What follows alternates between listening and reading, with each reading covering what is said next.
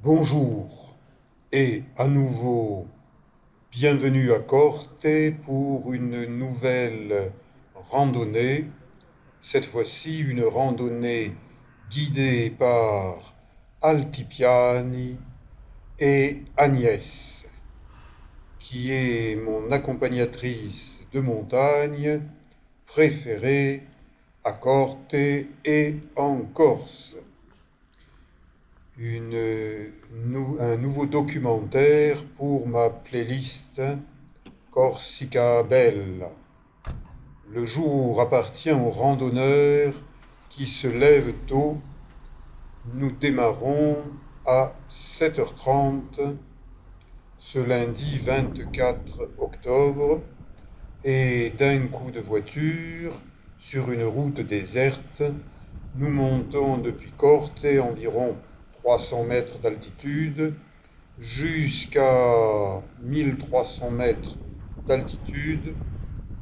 Le parking supérieur de la Restonica est désert. La randonnée d'aujourd'hui est une randonnée de 700 mètres de dénivelé.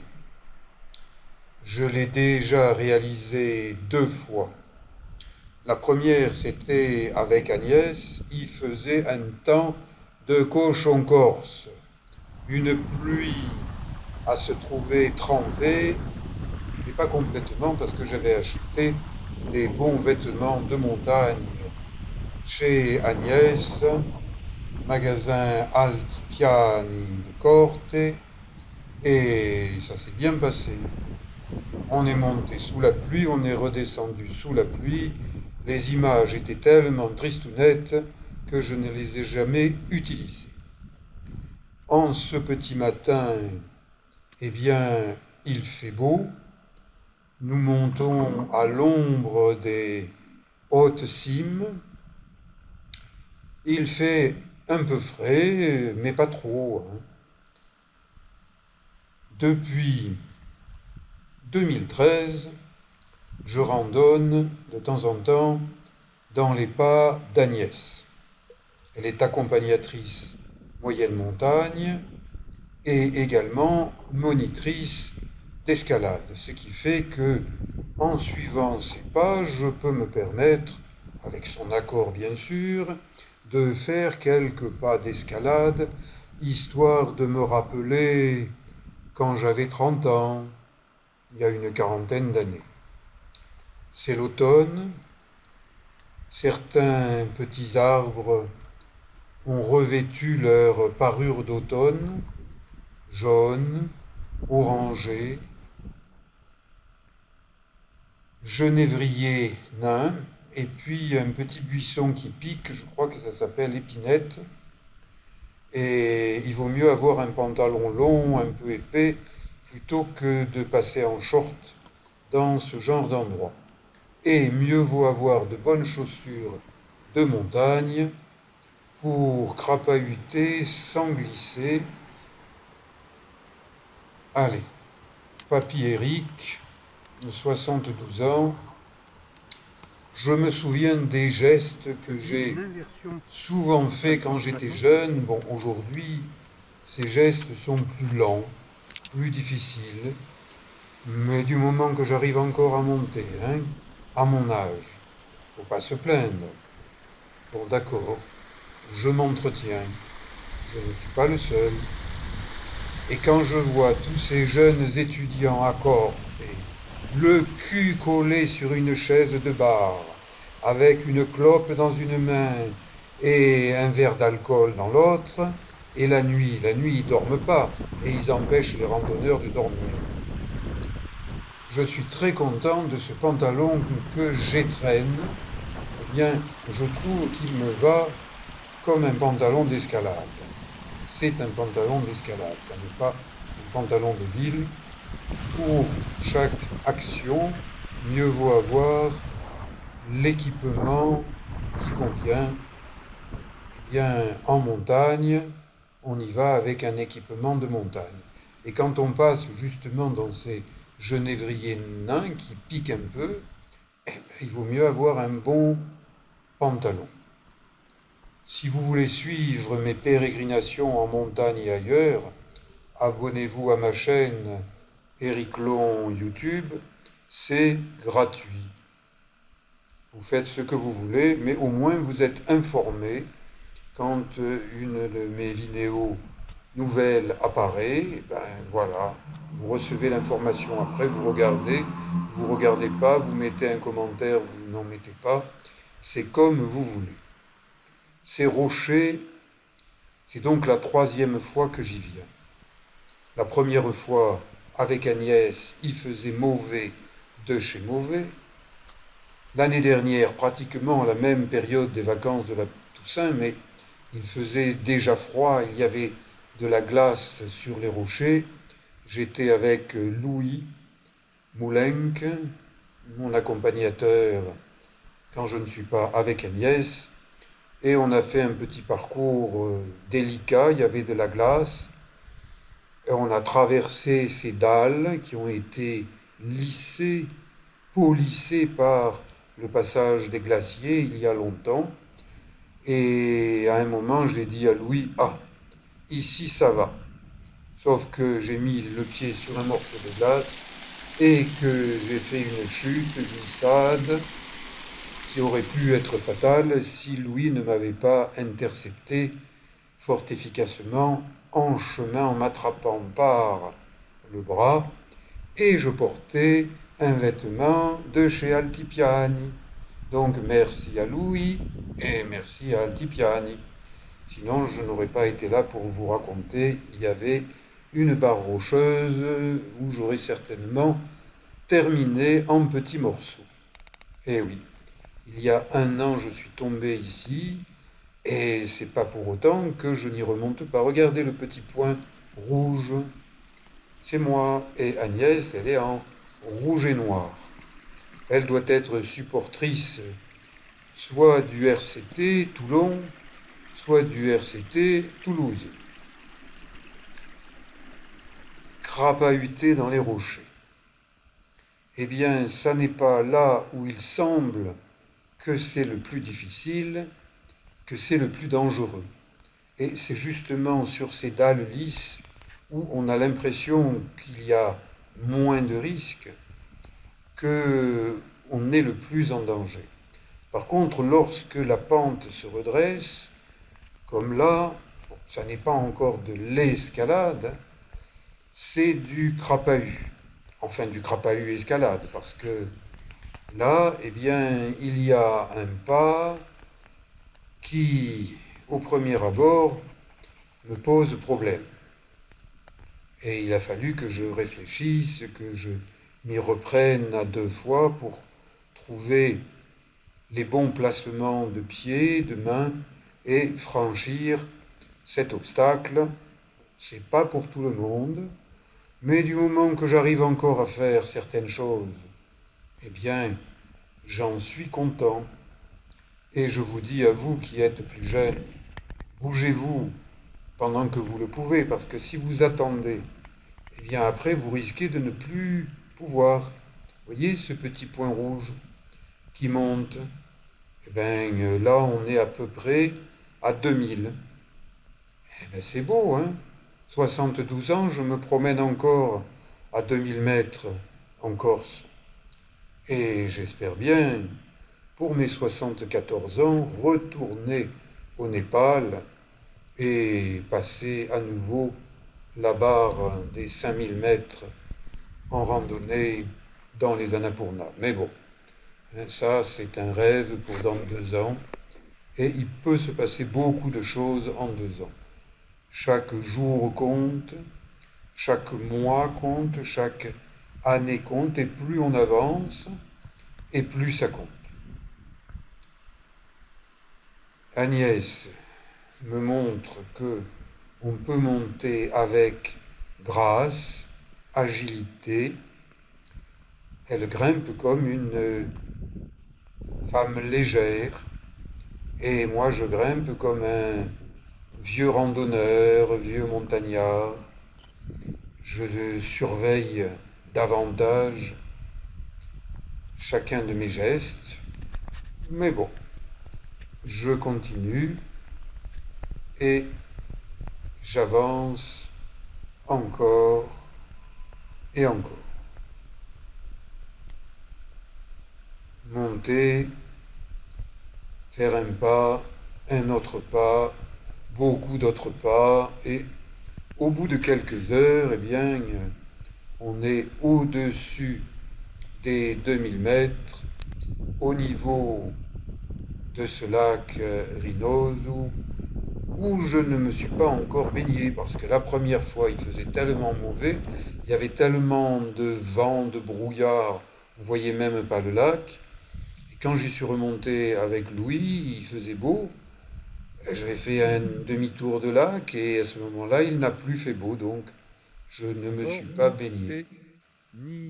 Sporténine, eh ben, c'est un médicament homéopathique du sucre, de l'Arnica montana, une plante de montagne, et puis un peu d'autres choses à dose homéopathique. J'ai l'impression que ça me fait du bien.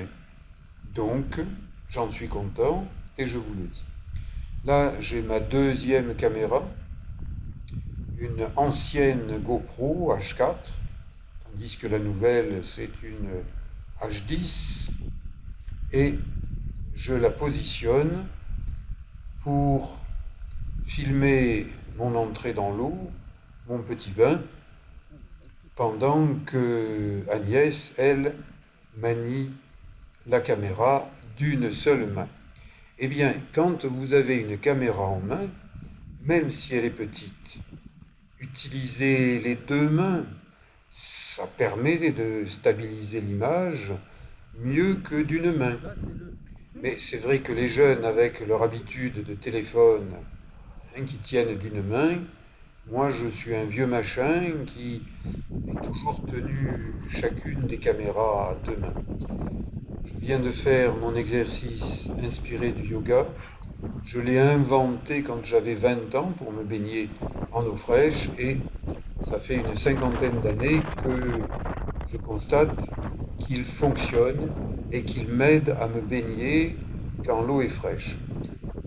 A priori, elle est à 7 degrés. C'est pas froid, mais c'est quand même un peu frais. Et le vent est plutôt costaud, équivalent d'un Mistral. Donc un Mistral à 2000 mètres et des poussières d'altitude, 24 octobre, ça fait un peu frais. Mais bon, vous voyez que j'ai pas l'air d'avoir si froid que ça. Je refais mon exercice inspiré du yoga égyptien. Ça remonte à l'époque des pharaons. Il y a dans la zone dorsale des vertèbres qui commandent la chaleur du corps. Et en pratiquant cet exercice, que j'ai donc inventé, eh bien, je fais bouger gentiment les vertèbres qui commandent la chaleur et j'ai chaud. Hein. Allez, si vous avez dormi, somnolé, je vous refais le coup du bain, filmé en automatique par la caméra H4 posée sur un rocher. Constatez que les couleurs ne sont pas aussi belles que maintenant, mais l'avantage de la H4, elle a une batterie qui tient une journée entière, tandis que la H10, elle demande beaucoup de batterie, et il m'en faut 4 ou 5 de batterie pour filmer une journée, tandis qu'avec l'ancienne, la batterie tient davantage le coup. Et je me demande si les petits jeunes qu'on fabrique maintenant, hein, ceux qui ont une vingtaine d'années, on ne leur a pas mis des batteries dont l'obsolescence est programmée pour un temps très court. Et c'est pour ça qu'ils ont le cul collé sur les chaises de bar et qu'ils ont besoin de se doper avec un verre d'alcool et avec une clope. C'est ça la nouvelle génération. On ne les voit pas, ces petits jeunes en montagne. Hein. Ils sont incapables de venir en montagne. C'est absolument catastrophique, cette génération des petits jeunes. Bon, c'est pas seulement ceux de Corse, hein. C'est valable pour beaucoup de jeunes en beaucoup d'endroits. Là, ça glisse un peu, hein, et j'ai pas envie de glisser. Allez, je vous remontre l'exercice. Vous voyez, rapprochement des coudes, puis écartement, petit cercle de bras, et on recommence. Respiration profonde. Essayez et baignez-vous en eau fraîche. Vous verrez, ça tonifie le corps, ça permet de continuer à vieillir en restant sur ses jambes. Allez, je suis content de m'être baigné. Je reprends mes baskets. Pour moi, cette randonnée, je peux la faire en basket. Quand je mets des chaussures montantes, c'est que je m'attaque à un terrain un peu plus costaud. Et mon bandana noir, c'est un bandana avec les parcs nationaux français. Je l'ai acheté à Porquerolles, parc national, Varois, dans les îles d'Hyères. Allez voir mes vidéos de Porquerolles. Il y a 2 playlists, Porquerolles 2022 de cette année, avec des mérous, avec d'autres poissons, et Porquerolles Vintage. D'un parc national à l'autre, je me promène, j'ai la chance de me promener, de prendre des vacances. Là, une petite semaine pour la Toussaint, et vraiment, je suis content d'être en vacances.